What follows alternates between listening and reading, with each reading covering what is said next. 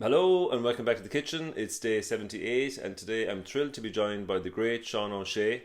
Sean is widely known for his beautiful singing voice and for the work that he did in the early days with Sean O'Rida and Ceol Tori Coolan.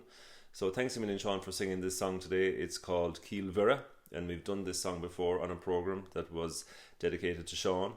And also today Sean's daughter Anya is playing some beautiful fiddle, so thanks as well, Anya. And enjoy it, and I'll talk to you all again tomorrow. Bye.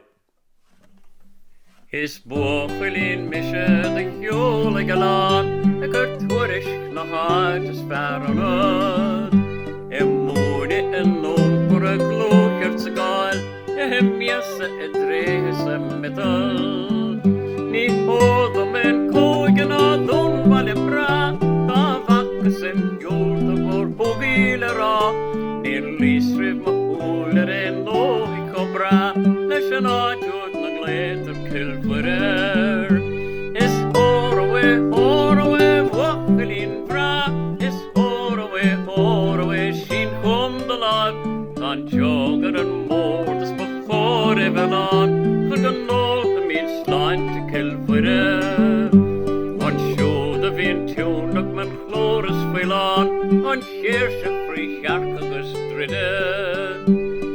jeven a slede gele febla, skar meid of le hare vafferen.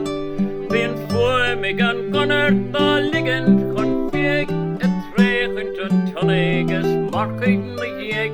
Bin eirke da skedens na kiete hasa, na gan in of Ciall Mhuire. Is horowe, wachelin bra, is horowe, shin hum de lag, dan jogger en moordes bachore velan, for gan nolde min slant te Ciall Mhuire.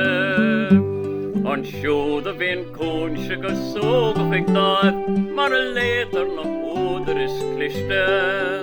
Bin olagus evenes rinkigus ras, agus kjolt de gopina unda shinnem.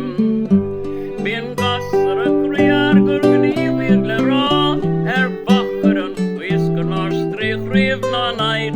Shintere lemmich nierha ach lienter dom kaart, kon genol hem iets slant te Ciall Mhuire. Is horowe, wachelin bra,